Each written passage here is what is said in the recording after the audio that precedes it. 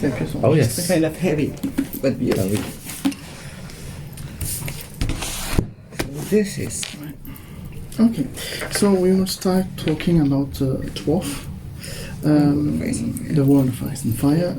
The first question that we would like to ask is your reaction the first time the idea of the World of Ice and Fire was presented to you, and is it true that it was a George idea as it's described in your Wikipedia page, or is it another things? Sure. So I first learned about this in 2004. 2004, when I visited George. I actually visited my family for the first time after moving to Sweden in 1999. And I visited my family for the first time in 2004 in Florida. And my sister was going to move to Las Vegas where my parents were living. So we drove from Florida to Las Vegas all together. And I realized at one point, we're close to Santa Fe. And we kind of arranged through calls. I called on a public payphone when we still had public payphones in the United States to Linda, and Linda mailed Paris, and then Paris talked to George, and George gave the number at the payphone, and George called me, and we arranged to meet. And so we had dinner, and we had talked all about. I went to his house. I saw his miniatures and his collection of books and where he worked and everything. And then we had dinner. And during dinner, towards the end, he mentioned that various publishers had been floating the idea. So he did not originate with him, the idea of the World of Fire. His publisher and other publishers said, these guidebooks to settings. I mean, Terry Brooks had one for Shannara, I think. Tolkien, of course, had a bunch of ones that people made after Tolkien. Robert Jordan has, yes, that was a big example as well. So they said, your books are popular enough, let's make one. And George said, well, I don't have time to do this myself. I'm late on Feast for Crows. I need to get that done first, but maybe I know who can help me. And so he asked, would you and Linda be interested? And Linda was not there, but I said, so I think so. I had to check with Linda. I'm pretty sure he said yes. So if I recall, as soon as we were done, I told my parents about it, and then I called Linda. I think you were still up. I think so. So it's like a 9-hour time difference, so it must have been like 11 or something. So it was like 8 in the morning. Very late hours. It was the morning where he was in Sweden, and told her, and I think the first thing I said is, George wants to write a book with him. What? And then I still have the notes somewhere, a paper where I was writing, like immediately after dinner, writing quick notes on the various bits of stuff about what George and I had discussed to kind of memorialize it. So it did originate with other people, but George thought it was a good idea, so provided that we could work with him on it, and it was insanely exciting for us. I imagine.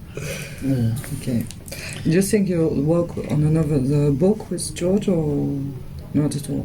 Like this, or Fire and Blood too? Or we only really, there wasn't Fire, what we did on Fire and Blood was mainly because he wrote the material really originally for the World of Ice and Fire, and when it just sort of ballooned in size and became too big, and then we started cutting the material down to fit into this book.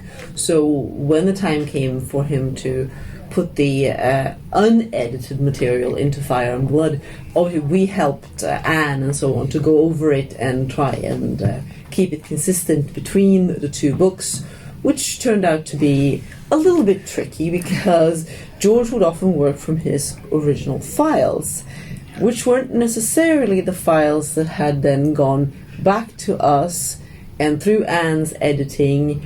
So the whole versioning control was definitely a bit of a problem between that, and also sometimes he had sent answers to questions in email when we had some bit that we asked him about the texts, and when he wrote the expanded materials in Fire and Blood, he didn't always check his email answers. So in particular, Jaehaerys and Alysana's children, he had given us a list in email of the order and the names, and when it came to writing down the children for Fire and Blood, he didn't remember he'd sent that email. He checked his files and everything, and it wasn't there. He didn't actually go and read the World of Ice and Fire because he figured if he checked his files, the material was going to be there. He didn't check his emails. So the first, when we started looking over the Jaehaerys material, like it started with us saying, hey, okay, it was pretty much right, but the name of this daughter is wrong from what we published, and the son and the order is wrong. And we said, well, you could fix it by doing this. And then the next one came in before George, a couple days later. I was like, okay, that problem is still there, and now you've introduced another child if it's not correct. And then we realized, okay, wait, it's quite clear George has completely changed the family. So forget it, we'll have to change the World of Ice and Fire in a later edition. And that's, I think, the latest edition. I think we got a new print order for this autumn in the US, at least. I think we'll have there'll be small revisions like that to try and keep it in line with Fire and Blood. So there needs to be a centralized computer database somewhere with all the versions between editors and us and George. And so that's what happens when you have text going between multiple people. Yes, and the fact that George worked only on this old PC, old version of... That's certainly, one of the reasons we sometimes got things quite... Like, we would sometimes look at the files before Anne, the editor, did, because she couldn't convert them. She didn't have them on... Like, apparently they have, like, an old computer in their offices with that just to convert... The WordStar files. And when the guy who managed that wasn't there, we said, well, Elio and Linda know how to do it. He sent it to us, we converted it, and then sent it to her. We provided some tips on how to do it more easy. I don't know if they finally managed it or not. So it's like getting stone tablets from Mesopotamia. Like Moses coming down the mountain. Here. Who can read these stone tablets and translate them? So that certainly did create a little bit of problem. We would work in Doc with Anne, Google Word documents, and would comment and line in it and so on. And then George wouldn't refer to those when he went back to his original WordStar files, where we didn't have any comments or anything. So WordStar for some reason doesn't support inline comments. No. I don't think they had that in 1990 when it was created. 80 something, I think. Yeah, 87, 81, 82. Yeah. About this book, did you have any liberty about the legends or the stories in the World of Ice and Fire, or did George decide of all the legend, the creature? So a lot of the original idea had been that we would write most of it, but we would stick very closely to what was in the books. Mm-hmm. We would add, when you hear the name of a new maester and a book from that new maester, that you haven't heard about before, a lot of those we came up with. That was one area where George was finding was having a little fun and making little references to things like that. But things like, the North, the history of the North in the book is mostly us. Actually, George didn't want to do too much himself on that one. Others, like the Riverlands, we wrote the initial draft and he expanded it. But there are details in that one. One of the one we did was part of the reason we thought, we said we always thought it strange that House Tully became so important. They seemed relatively small as a family. The Blackwoods and Brackens, who were past kings, seemed to be more powerful. Why were they the ones that Aegon handed power to? And so we thought about it and thought, well, they must have caused a lot of trouble under Harren the Black, and he ended up reducing them, their power significantly in the short term. Maybe killed a bunch of them or whatever, to teach them a lesson for delaying. I think I said something like delaying the building of the Harrenhal, and that left them weak temporarily compared to the Tullys, and then Aegon. Then that's why the Tullys were so important. So that's we made suggestions basically for solving.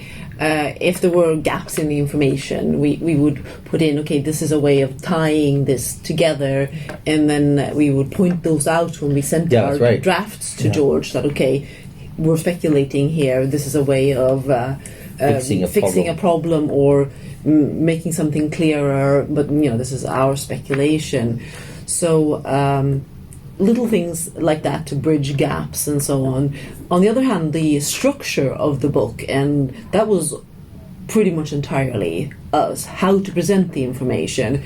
We based some of it obviously on what we'd already done in the concordance, how to lay out things, and also the conceit of the book, the idea that there would be a maester writing it.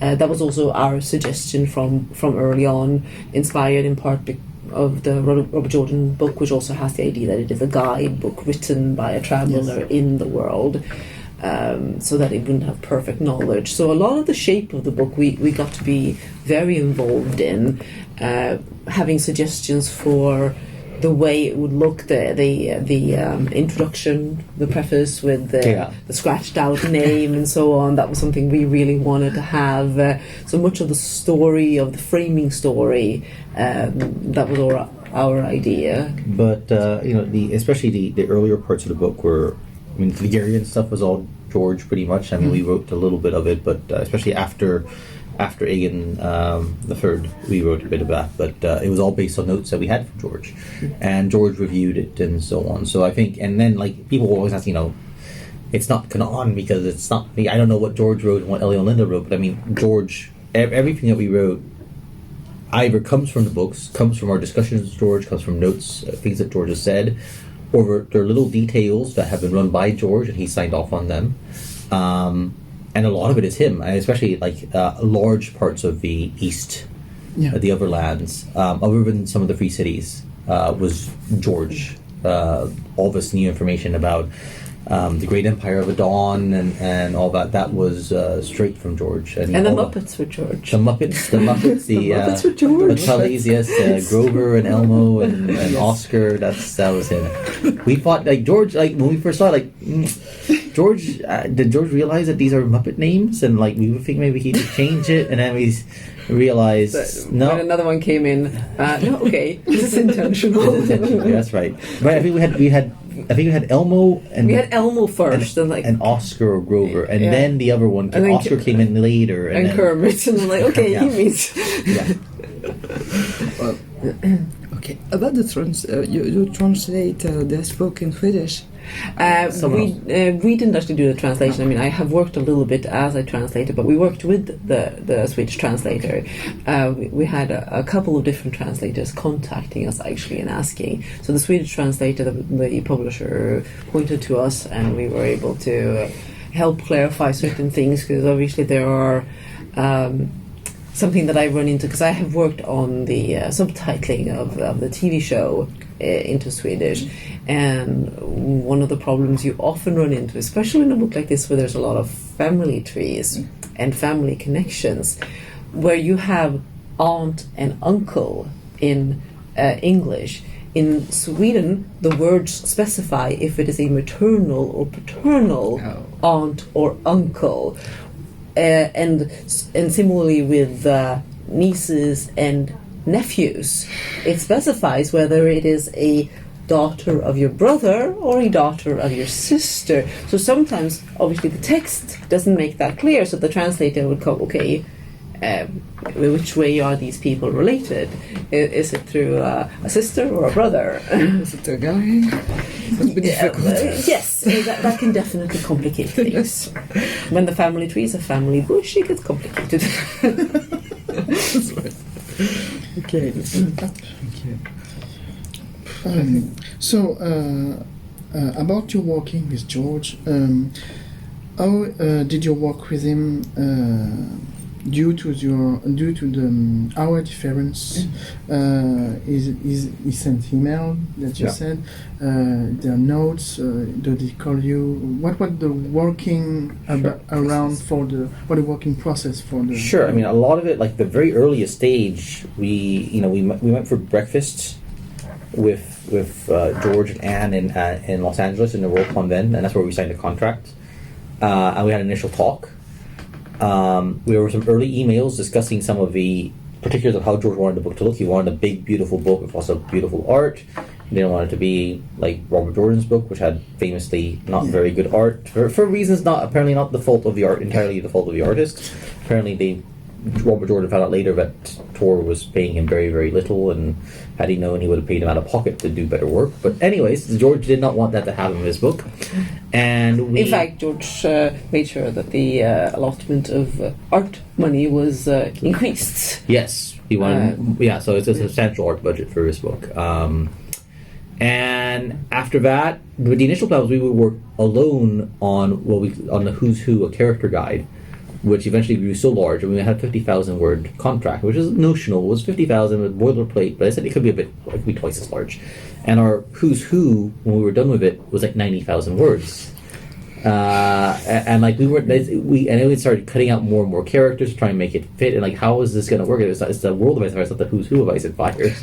So ultimately, that got moved out to the app, right? So then we started fresh, or we had to, we had already laid down notes, and we had already started some work on the rest of the sections, using the material in the books. The concordance on our website was invaluable as a structure. We have all this information gathered in one place, so I was using that. It basically was a skeleton that we we laid out the old sections of the book, and we filled in. Okay, we have this information here. We have this information, and then started tying it all together and seeing where there were gaps. And then the idea was the gaps. George would provide us his notes. So for long ago, we first got in contact with him for a game that we did, the Blood Dragon's Mush. Yeah. And early on for that game, he sent us his notes on the reigns of Daeron and Baelor and Viserys and Aegon the Fourth. And we thought, oh, wonderful. And we've been using it. I mean, actually, just yesterday... We killed Baelor. Baelor the Blessed died yesterday on our game. After 13 years. After 13 years of running the game, Baelor has now died. And unfortunately, we're at Worldcon, so we can't do much with it. We just told people he's dead. But, so we've used those notes, and we thought, okay, well, if George sent us those notes, he must have a lot more notes. And in fact, no, those were unusual for him. Most of the stuff is in his head. So he didn't have notes. He didn't really want to do notes. So he said, I'll write sidebars. So his contribution would be the little sidebars. And so we presented a text that said, here's a gap. This might be a good place for a sidebar to explain some of this, George. And the first sidebar came was Aegon's conquest, and that was 6,000 words. And I mean, you know the story. Everything, the sidebars grew into these enormous things to the point where at one point they were saying, it's impossible. This is huge. We can't have this. And George said, if I keep writing this, it's going to be twice as large, and maybe I should just pull all of Targaryen and stuff. So we'll use it as a source. And so we talked to, there was emails. He would email us, and sometimes we would get up like 5 a.m. because he's the time difference. He would send us at the end of the night. For him, he'd send what he had written, and we wanted to get and look at it as quickly as possible. So his stuff on Nymeria, Dornish, and all these things. So there were emails, there were comments back and forth on the drafts. We would comment them, and then he would send back with corrections or say, no, you're wrong, and this is exactly how it's supposed to be. And we had 1 or 2 conference calls as well with Anne, but for the most part it was email. In particular, we had, he wrote up to Aegon III, the Regency. Yeah, and then he also did Aerys II. And after that, he didn't really write these long sections any longer. So what we did have a conference call that covered things like Aegon V in particular, and there he had notes. He does have notes. He has notes for that period, obviously, for the Duncan Egg. So that was a very interesting conference call because we basically heard George kind of going through his notes as okay, I'll tell you this thing, and I won't tell you that one, and this I'll share, but you can't put it in the book, and those were some nasty fuckers there.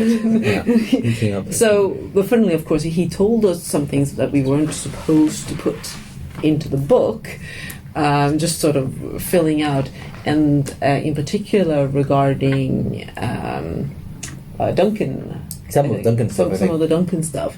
And then when we had sent that material back to him for review, he went and put those things in that he told us not to. So it ended up in the book after all. So yes, you got a pretty thorough outline of some of his plans for the future Duncan Egg stories. Yeah. But I think he realized, it doesn't, I can tell you X happens to Y, but you don't necessarily know the context. You don't know the journey that takes him there. And it's always the journey that matters more than destination. Just about the books, we won't talk about the Wind of Winter. This is a taboo. No taboos, but we don't want to know. Like you said, it's a journey that matters. Yeah. But about Fist for Crows and the Dance with Dragons, did you check with you directly, or did you just use the wiki, as he said, often in interview too? He does actually. I have realized that he does use the wiki now at times. Even very recently, he had a question about. Let me see how I can put it. he had a question about something on the wiki because he felt it was incomplete, and he said, "Oh, well, that's probably because this particular detail hasn't happened yet." And he told me what the detail was, so I won't say more than that. But he did ask questions. He's asked questions for, I recall, in relations to, I mean, the first hint we had of the Faith Militant, for example, was when he contacted us, when he's just shortly after publishing Storm of Swords, said, I need you to go through like all my heraldry notes and every house that has a star mentioned. Like I don't want all of them to have 7-pointed stars. Some of them need to not have, because I've had this idea for this, that there was Faith Militant, these orders of chivalry that used the star as an emblem, and I so only want houses that had a particular connection. So, for example, House Dane of Starfall, we originally had a 7-pointed star. Just I know they were an ancient house, but I don't know why we use it. And he was fine with it then, but he said no, that should be a, now make it a 5-pointed star instead. So they don't have a particular connection to the faith. Mm. And he's asked a couple things related to Winds of Winter as well. So it's still we got some ideas about, I think, Arya chapters and Bravos for maybe we're speculating. No, but for the Dance of Dragons, I think that he asked some stuff, didn't he, earlier? In the Dance of Dragons, maybe I can't remember. He does ask us questions. They come in here and there basically, and but yes, he clearly uses some of the. I mean, early on we sent him.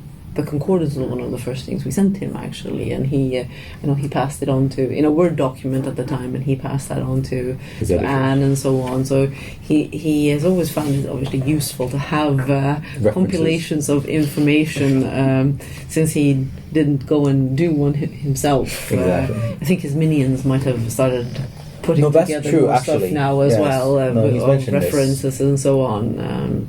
But when he wants a quick lookup of something, then it's if you can't find it, you can, like, I could have sworn I had it. I can't find it in my files, and I put a search, so I can't see it in the wiki. I'll ask Elio and Linda. Yes. So we find it for him. I have just a quick question on Troth. George described himself as a gardener. So did it let you put some seeds in Troth? I don't know, for story, for things to be growing in the world of. Well, I mean, one thing obviously we have we have the preface with Yandel explaining the origins of the story, and we think he's a contemporary figure of a story who's trying to present the book.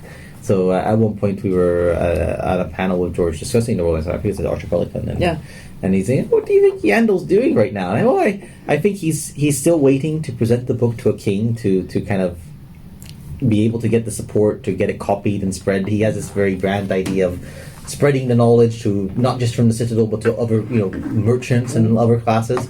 And so you think he still has his head? No. So. If any maesters get their heads cut off in the future novels, and one of them may be poor Yandel, he's in the wrong place at the wrong time, waiting for the wrong. I mean, obviously, we also have. I mean, people noticed that the section on Robert and the rebellion is very limited and very particular in what it shows. He's someone who's intensely aware that he's just a poor maester of a citadel, and that when he's writing about very powerful people like Tywin Lannister, he needs to be careful.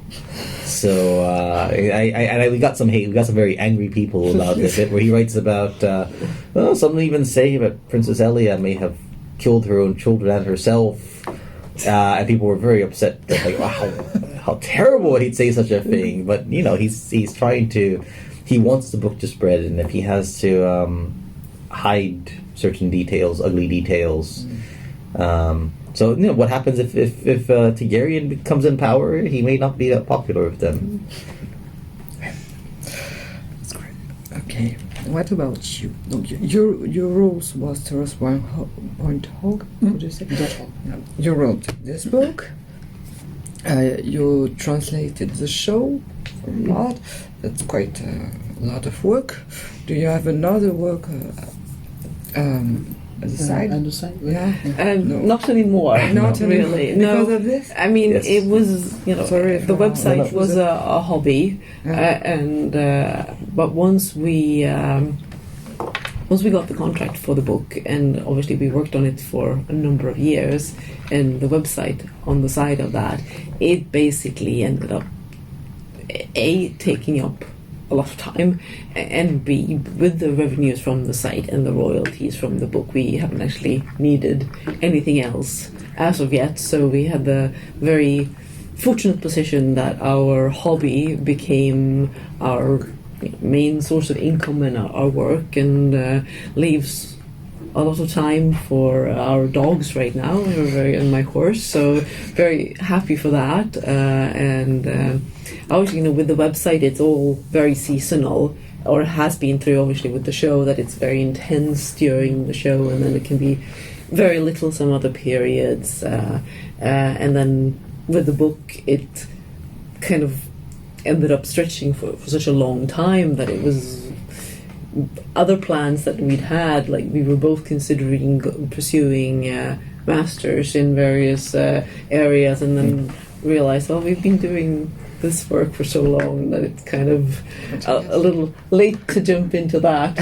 So, it took over everything, really, but in a good way. Do you read other author of science fiction or fantasy? Do you have other series that you follow? Sure, absolutely. Guy Gabriel Kay, the Canadian author, recently published another beautiful novel. He's, I guess, after George, maybe ahead of George a little bit. He writes very beautifully and in a way distinctly from George. George is fantastic in creating atmosphere and theme, and his characters in grit and detail. But Kay is almost poetic in how he writes, and that gives a different. Although I mean, one of my favorite passages from George are fairly poetic passages, like the first Ario Hotel chapter in A Feast for Crows is gorgeous, or the Dragon Tamer, but that feeling in the pit of your stomach, you realize something horrible is going to happen, you can't look away. So, but Guy Gabriel Kay, Robin Hobb, very had the pleasure of meeting her. Joe Abercrombie I read.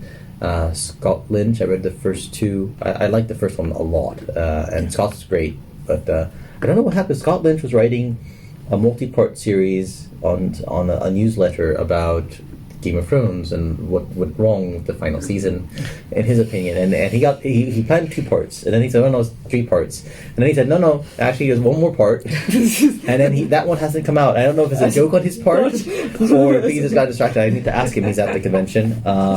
Who else? I mean, Judith Tarr is a writer who should. I wish he was publishing more. She's wonderful. Some great historical fantasy. You're reading Catherine Kerr. I am actually currently doing a reread of Catherine Kerr's Devry books, all 15 of them. So that's been what I've been keeping busy with this summer. Otherwise, Kay is also a huge favorite of mine, fantastic author, and Jacqueline Carey. Really like the Kishil books as well. I have a whole shelf. I've been reading a fair bit of YA as well lately. Some of Holly Black's Fairy, Peter Gillen's The Call and the Invasion. It's nominated, I think, for, isn't it, the Invasion for I think the Lodestar Award.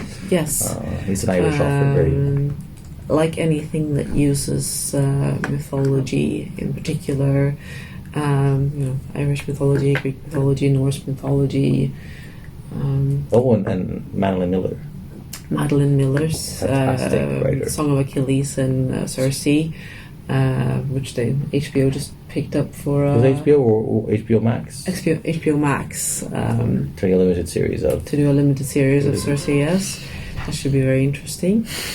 We read a lot. If you've seen our YouTube videos, that's mostly fantasy books behind us. Although he's been slacking lately. I have not read as much. Stephen Donaldson, that's another one I need to read him. Yes. Get back to reading him to finish. Anyways, we read a lot. But George's work has occupied a lot of our time lately. Yeah. And other type of writing, No. Science fiction as well, yes. Classic literature. I used to. I've not lately done too much. I've liked nonfiction histories. Yeah.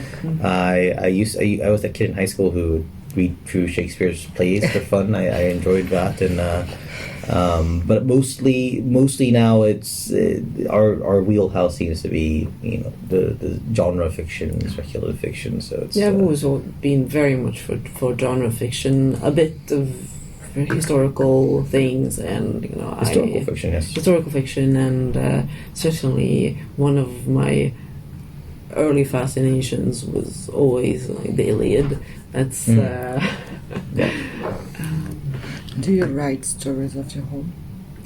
we try. We have an agent, and we have been actually. I owe him an email. He mailed us at the end of the summer to. And then George comes and interrupts us with this big book here. Yeah, so we it took longer have than we notions. expected, but yes, when the news came out about this book, we actually were contacted by an agent in Sweden. I said, "Have you ever thought of writing anything on your own?" And I think a lot of people who read science fiction and fantasy, it seems to attract people who are interested in creating their own worlds and playing in that sort of space. So yes, I've always wanted to do something, and it's easy to get a little too dug into the world building. Yeah. So I wouldn't look for anything on the shelves soon, but we're noodling with it. So now some question. What's your favorite characters? Do you want to answer yours, or should You I? can start with your Catelyn non-traditional ones. Catelyn Stark is my favorite. We were once interviewing Natalia Tena, who plays Osha played Osha on Game of Thrones, and asked her favorite. Her favorite was Arya, and she asked, "What was yours?" And I said, "Catelyn Stark." She said, "Really?" A lot of people are surprised. I am drawn to the characters who feel like regular people, like an every man or every woman. She feels like an every woman character. My second favorite character is Davos, and he's very much an every man character. So I find him very appealing. I find him very interesting because Dany has her dragons, and Jon's got his wolf, and Tyrion is brilliant, and Jaime was a great swordsman. But I'm going to poke a hole in that, though, and say that goes for point of view characters. Point of view characters. Because when it comes to secondary characters, this is true. It's the Lores and This the is true. Barrist and the Arthur Dane. Yes, it's true. She has a good point. The point of view characters, I love the everyman, but for characters who are secondary, I am drawn to chivalrous characters, or characters who have some mystique about them, like Arthur Dane and Ashara Dane and so on. Yeah. I like the mythical elements, the fairy tale element of Daenerys' story a lot. In particular, I really enjoy her journey in the second book with Karth and everything feeling very much like a fairy realm, in a sense of how she has to navigate through that. And she pretty much she wanted to quit Game of Thrones the second season because they changed that. I was like, no, they changed too much, and I probably should have. And so, despite the ending of the TV show, I hold to the fact that Daenerys is my favorite character. I would say that Jon is probably my second favorite, very sort of classic fantasy character. I very much enjoy a classic fantasy narrative, and I feel that George does enough to twist it, even with the characters that are the most typical of the hidden heir farm boy, and he still twists it around, and I like that. The way that is done very much, and I certainly anything that has a lot to do with the magical and supernatural elements, I tend to enjoy that very much. Knowing George, do you fear for them? Catelyn, yes, I constantly fear for all characters and all four-legged creatures or six-legged or whatever they. Well, 6 legs doesn't exist in biology, so not allowed. 4 legs and 2 wings. Yes. No, at some point, I think I've said that a lot of people say that they read Song of Ice and Fire for the surprises and the surprise that I read it in spite of. I'm really very sensitive to characters being killed off. I tend to get very upset for a very long time, so it's like I shouldn't have any favorite characters because they're all gonna die. Not over Ned, you know. What is your least favorite character? Least favorite? If you can choose one. That's an interesting question. I mean, that's a difficult one because I there's not a character, but I go, I wish I could just skip over them to the next. And other people who do that. I skipped over this character. I skipped over this character. I'll read them later because I don't like reading them. I like reading Theon Greyjoy. I like reading. I mean, there are characters that obviously you dislike as characters. And then there aren't any that you feel, okay, this character isn't well written, sure. I don't want to read them, but they're... like Victorian. Victorian's well written, but he's dumb as a rock. He's dumb as a rock. So Victorian's is I enjoy reading him. He's like George's Conan, but he's dumb as a rock, and he's not a nice person at all. So if I say least favorite, like he's someone that is reprehensible. He's not a good person, and he's not appealing as a person. He doesn't even have any flair. He's just no. There's nothing. I mean, he's got a good line. Yeah, I have no luck with wives or something. I remember that one, and you can see in that dull brain of his some level of sadness at that. Like he doesn't want to be. Like he always had. So you're saying he was dropped too many times as a baby. Well, there's George makes everyone can be sympathetic. Yeah. I mean, obviously the obvious point of view character I should say is like Cersei. Cersei is a reprehensible, monstrous person, but she's such a fascinating character to read about. I mean, even the starter point, like Boromir, he manages to make him. Yeah, you feel sympathy for the way he grew up, and even though he is also he's a serial rapist and whatever, but there's something about him to kind of, you can kind of see this is a harsh environment. This is how he turned out. He turned out a bad person, and but I'm going to take a stab at some of the more popular characters. Oh, because I've never been a Tyrion fan. I like the Tyrion chapters. Obviously, he's witty and everything, but I find him to be very off-putting in the sort of he really is very ruthless very early on, and I don't quite see I can't quite forgive him for his sort of his attitude there. And then when I only really connect with Tyrion on some level when he gets really down and depressed, and when he's having a hard time, rather than when he's just being this upbeat little fucker. You liked him best in Dance with Dragons. I think I like him best in the Dance with where he sort of, where it's obvious the grimness and it's all over him, rather than the way he acts earlier. And at the same time, I find it difficult. I like the chapters, I like the details, but I find Arya very difficult to read because she's gone so cold. She's a child soldier, a little serial killer, and I find that very difficult to relate to. I guess I'm not a serial killer. And then I've got like the Hound, which I know a lot of people feel is very... What? Yeah, Jorah Mormont as well. Oh, yes. Jorah Mormont. But, the Hound, I really appreciate his love for horses. Yeah. Obviously. But then the way he is so down about chivalry, and so overly realistic about the brutality of the setting. It's just so depressing and Love of dogs too. yeah. So he's got some got some qualities. great sides there, but then he's such a miserable mouse.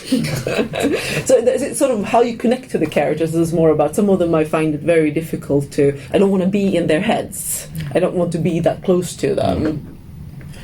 I will ask another question.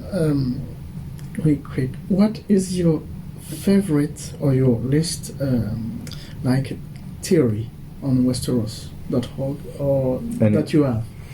But I have, or that I'm aware of, or I've had an That you opinion have on. Westeros or There's a whole extremely long thread on our forum, and I say nothing against the people who post there. It's titled Heresy, and there's the long series of heresy, where, to me, it's people who are reading too much into the books and are absolutely convinced that they are right and everyone will be proved wrong. And they Like you really like the bolt-on theory. that's don't- another one. I think that grew out of. Have you heard of the bolt-on theory? It's a theory that Roose Bolton is a vampire who's he's changes bodies As a periodically. Yes. There's so many theories that I just find terrible. Howland Reed is the High Septon. Robb Stark is actually Catelyn's son by Edmure. Or maybe Brendan, or possibly Brendan. I'm not sure who which. is it that Dario is supposed to be? Dario is supposed to be Euron. Dario is Yeah. yes. There's this. And Varys is a mermaid. Varys is a merman, which apparently even Conleth Hill knows about. I think he was told about it by somebody. There's a lot of very. It's too much time. People On the spend other too much time hand, on it. our favorite is our own loony theory. We have our own Yes. crazy. Everyone needs to have a crazy theory. Yes. Yeah. So ours is that Quaif. Ashara Dane is Queefy. Yeah, Quaif Ashai is a Sharadane. It's a crazy theory, but it is known. She has a Westerosi accent. She's able to read. Yes. It is our little crazy theory. Everyone has to have one. yeah. Yeah. I got that. At least we haven't come up with any elaborate explanations for how it works. It's just No. About Westeros.org, as a fellow administrator Yeah. now, how do you manage and control those big community? Yeah, this big community. Gosh, I think it started very early on. You know, we've grown over time. I mean, we started. The initial kernel of the fandom had gathered on Dragonstone, which was Peter Gibbs did in Australia, and that one died. Revanchi started up a successor site called on EE site. I think I became a moderator on that one, and then that one started dying, and she moved us to Easy Board. And eventually she went to medical school and handed it to me. And over that time, we grew from 100 people to 1,000 people to 2,000 people, then onto Westeros.org, and where we were at like 10 or 12,000 people when the show came out, and now we're at 100,000 something. Now many of us account still post, so it's not like that's active posters, but it's much larger than it used to be. And I think a core of it has been having a set. We've always had a set kind of basic idea of civility, robust debate. People can be a little sarcastic and sharp. That's okay, but try to be civil. And we're fairly harsh in dealing with people who aren't civil. Well, you'll get a warning, we'll delete stuff. And one of the things we do is we have no problem deleting. If someone writes a big long thing and at the end they are rude to somebody, we don't just edit out that rude bit. We delete the whole thing as it's a bit of a punishment for you've lost all that work you did because you couldn't stick to the rules. And I think that's actually been kind of effective. Even if it seems capricious to some or arbitrary, like why do you remove the whole thing just because of that? It's because you remember that, right? You won't if we delete something you didn't think about, it means nothing. But if it's something that you spend a lot of time on, but then you knew that you're breaking the rules as well, you've lost that. So it's part of that. It's part of having this common interests. It's partly and also we always had, sometimes things would come up, people would be unhappy with the direction of discussions, or and then there would be splinter communities would form. There was the Euro commies, a bunch of the European members at one point went off and formed their own board for a while. There's various forums that have grown out of ours that are different in their opinions. I think some of them grew out of the heresy, like all the ones that felt like they were getting traction with their theories went elsewhere to where they could all talk to one another instead, and become convinced that they were right.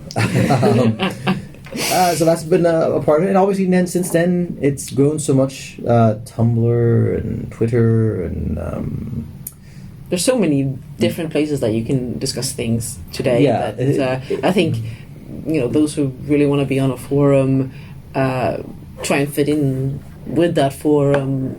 Otherwise, they find some other place. I think there are a lot of options for where to discuss things today. Yeah, and I think certainly a big mistake, but I mean, we could have tried to do this. For example, when the TV show came out, we had a lot of interest, and we had for a long time. We would do like every episode, we'd have a non-spoiler for every people who hadn't read the books. And as each season went by, fewer and fewer people were participating. And it's partly some of the ones who fell in love with the show had turned to reading the books, and also it became increasingly clear, especially in the later seasons, that the board community largely was not happy with the show, and we became very early on seen as a bastion of sort of criticism against the show, and it drove away. I could have tried to make efforts to kind of no, I want to get all this traffic, I want to get everyone who loves the show on our site, but that's engineering, and I feel that would have been a mistake. It's better to let the community form its opinions, and if the fans of a show felt outnumbered by the critics and preferred to go somewhere else, to one of the blogs that are entirely show devoted, or let them. Why not? Why try to be everything for everyone? No, you and can't. fit in. I think that's kind of what you have to let it develop organically to some extent. How the community looks and what you provide for the community. Yeah, because at the time you've become bland, Yeah, exactly. Yeah. Trick question.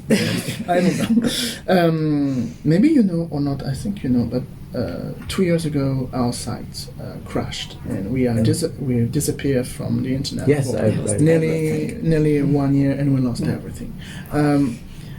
Nearly everything. We have rebuilt the wall, but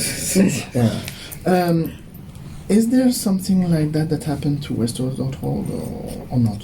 A crash or something? We've had crashes, and I think we've lost at most like a days of data or something. The we got worst hacked once. Yeah, I mean the worst issues we've had obviously was when the show started, and we had one server, and it crashed. Yeah, it crashed. I'm sure people noticed.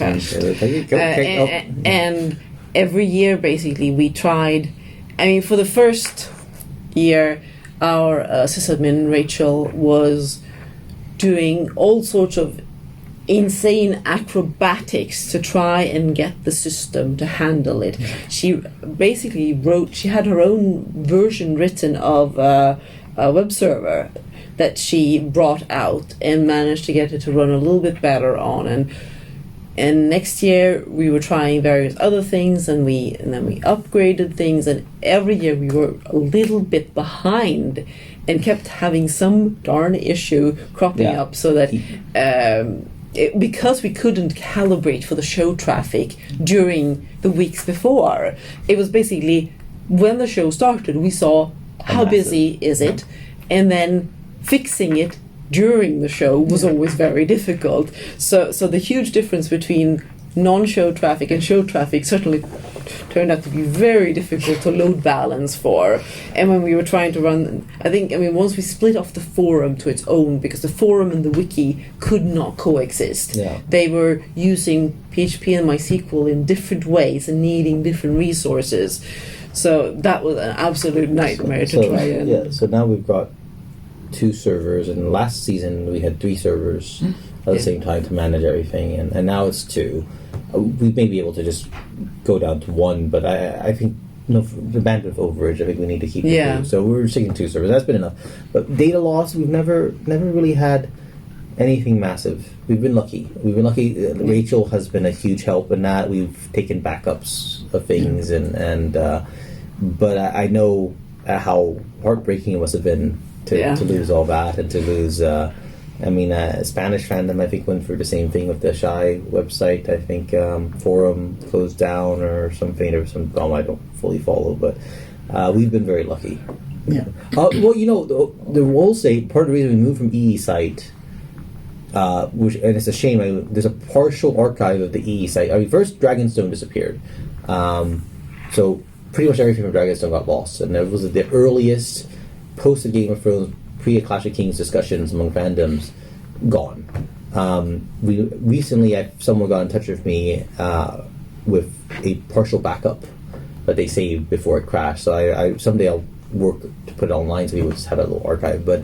And someone did the same for the EE site, but we left EE site, that initial forum that Ravashi ran, because it started losing data. Whole threads would disappear, whole forums would disappear, and years of discussion vanished into the ether. So that was heartbreaking. We moved then, but since we moved to EasyBoard and then to our site, we've never really lost data. The only thing is that we can't just have a permanent archive of everything ever posted.